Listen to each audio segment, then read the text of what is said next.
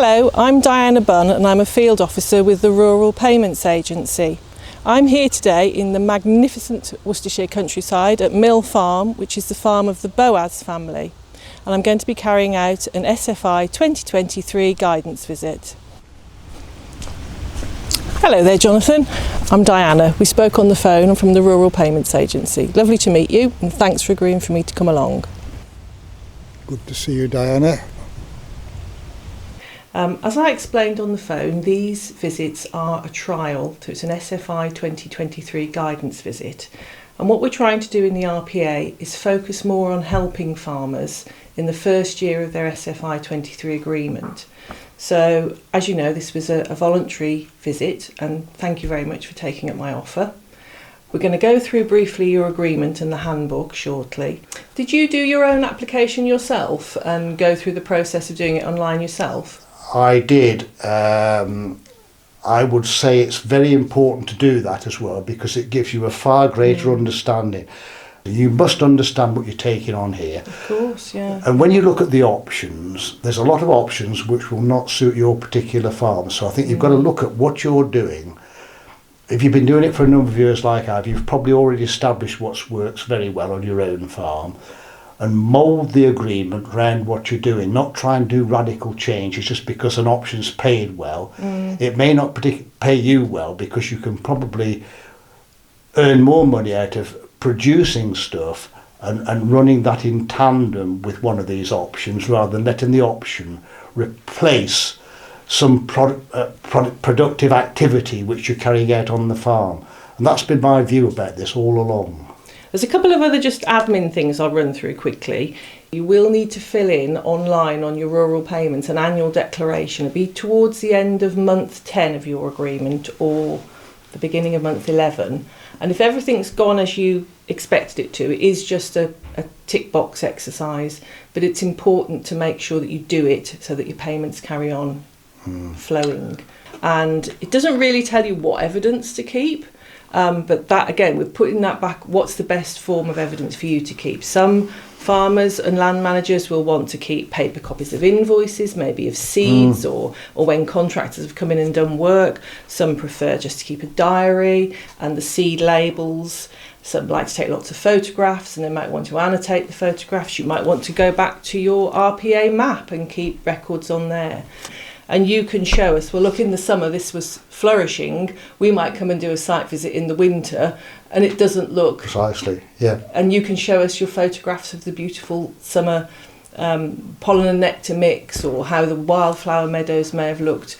But the key message is, do keep some evidence, because we know that weather conditions and climatic conditions can get in the way of you trying to meet that aim. I just wanted to make sure that you're aware with SAM1, which is assessing your soil and producing a management plan, that you're aware that it says that you do need to produce a written soil management plan, and that you do need to have the soil organic matter tests carried out if you haven't had them done in the last 5 years.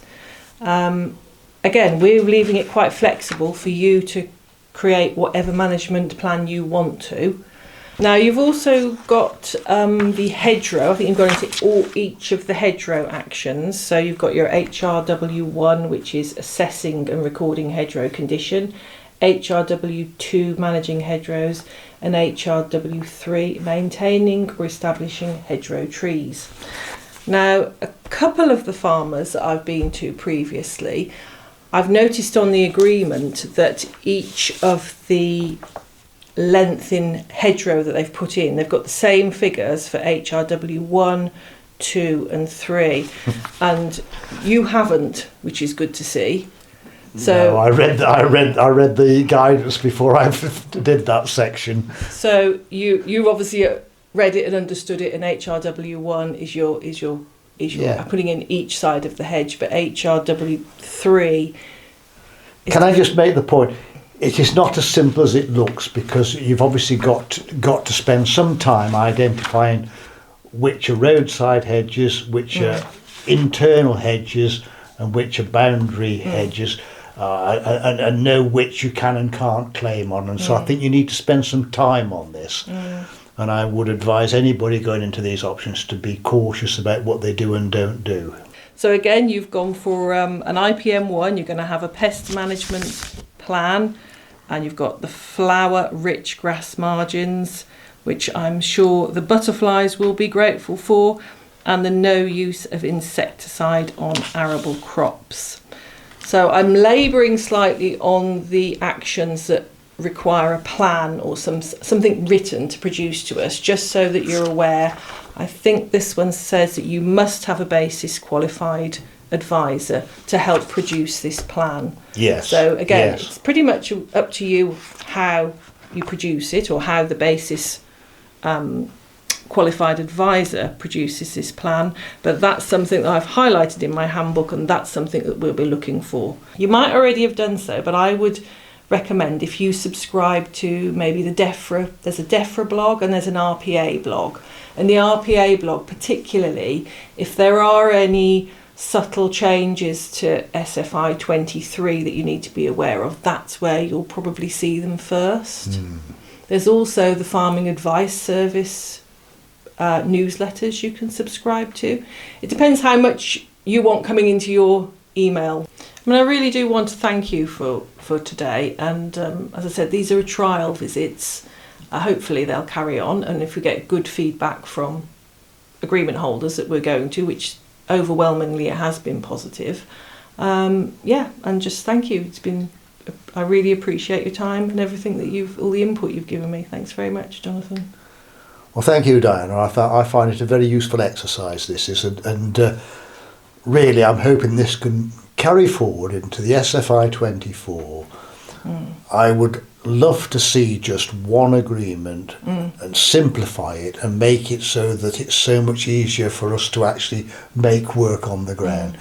In essence, it's a very good thing, but it needs a bit more polishing up, I think. Yeah, that's where I am on this one. But I do appreciate you coming. I think this is a really positive thing that your organisation is doing, is to reaching out to farmers who are apprehensive about a lot of this stuff and trying to give us the confidence to get more involved and not think they're going to get stamped on because we've just not put a plot in the right place or something like that. The one thing I will just add is, if you, like I said before, if you do find at any point during this agreement that things you can't commit to one of the actions you've gone into because something's changed, the message I'd like to get across to you is get in touch with us. If it's not me, get in touch with somebody from the RPA and say, look, this is maybe not working out the way I wanted it to. Can I change it? Can I make an amendment? And we'll try and work with you to change the agreement, rather than maybe you could have found in some of the older schemes. It was just like, no, you've gone into this scheme, you've got to commit to it for the amount of years. And we want to try and get across that it's different now. If things aren't working in your agreement, you don't have to sort of plough on with it for that whole 3 years. We'll try and change it and get it to suit you and your farming methods better. Might always get the answer you want, Jonathan, but we will certainly try and make the changes that you want. Apart from your last comment, that was music to my ears. No, well, forget my last comment then. I think that's very, very good anyway. I thank you for coming and allowing me to be part of this. Thank you. Thank you very much.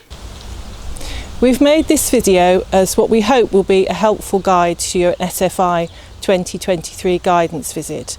We do hope that it'll be informative and useful, and it'll help guide you through the first year of your SFI agreement.